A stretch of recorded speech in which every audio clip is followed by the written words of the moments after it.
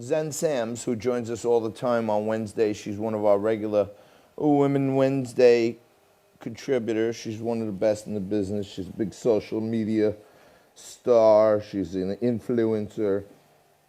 She's actually seen right now in The Banker, which is on Amazon. And Zen, as soon as she heard about all this crap that was going on with the coronavirus and everything, her husband, the family, they hightailed it up to Canada. And she joins us today north of the border. Hey, Zen, how are you? Hi, John. How are you?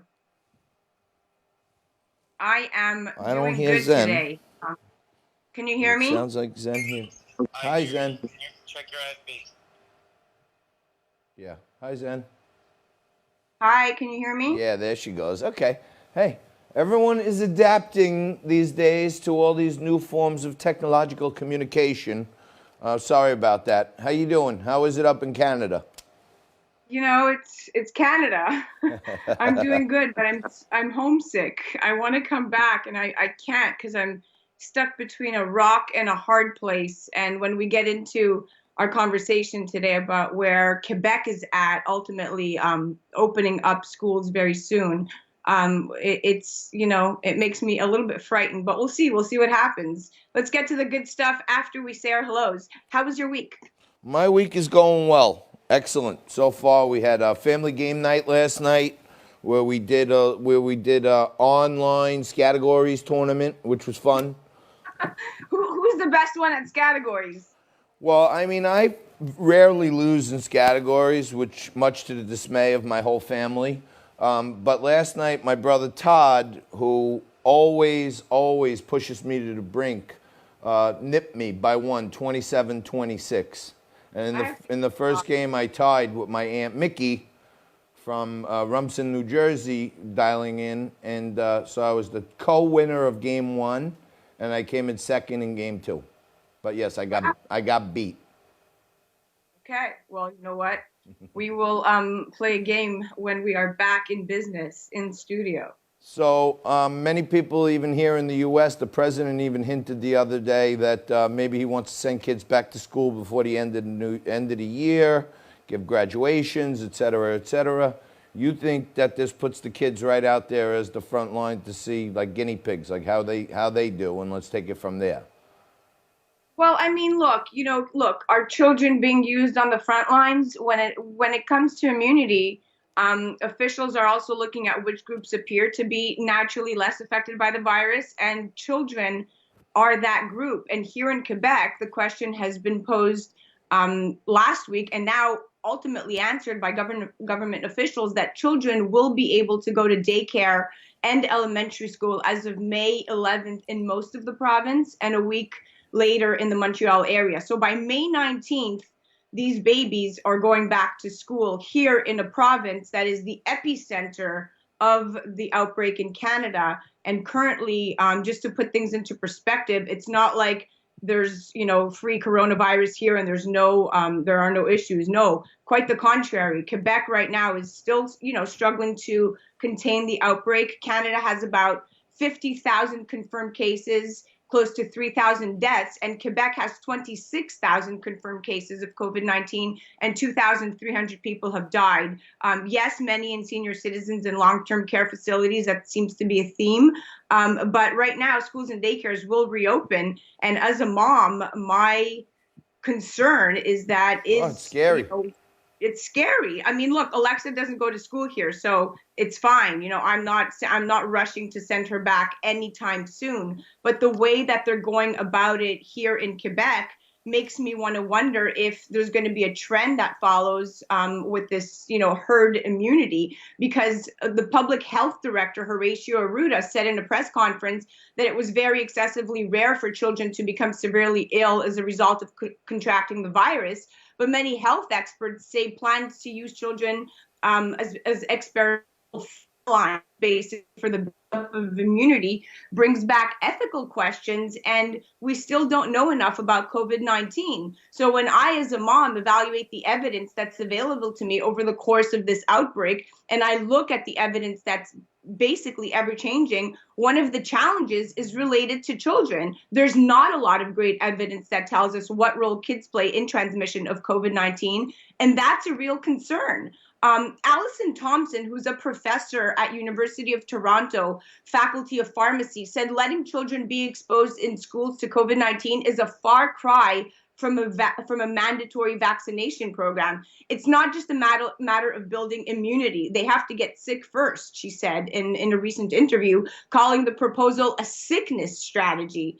So for now, the rest of the country will be watching Quebec's experiment very closely over the next few weeks. On Monday, when Legault announced schools would reopen, he listed 5 reasons why he decided to do it. And the 5th reason was a simple one. Life goes on, is what he said. Now, let me just put things into perspective. In Quebec, there's a big divide between the English and the French. English known as the Anglophone community and the French as the Francophone community. And they're very different in their perspectives and in the way that they approach things. And there's been studies about this. Leger Marketing tracks weekly public sentiment during the pandemic.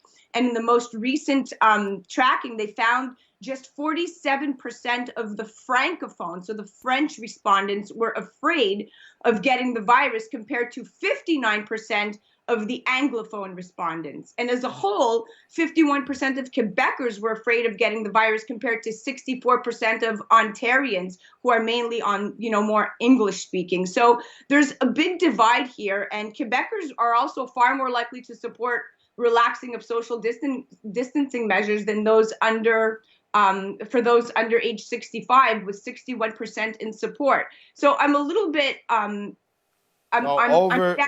on. Over 65, you're saying was in support of eliminating social distancing measures. So older people were like, we don't care about social distancing.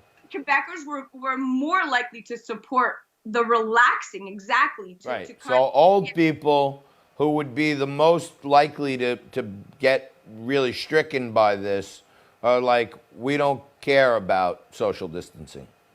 Right. For those under age 65, 61% were in support to relax the social distancing measures, according to this report from Leger Marketing.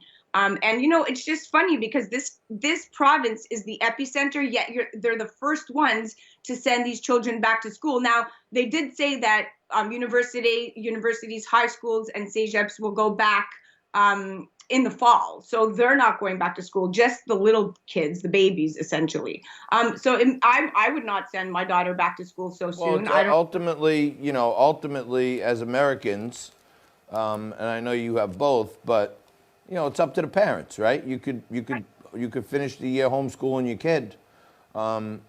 They're not going to tell you no, being that all the facilities are set up. So, it's up to the parent if they want to, ultimately, when they do the poll and everything else, it's really up to the parent. I would think most moms I know who have a killer instinct, they're going to come down on the side of keeping the kid home and not exposing them.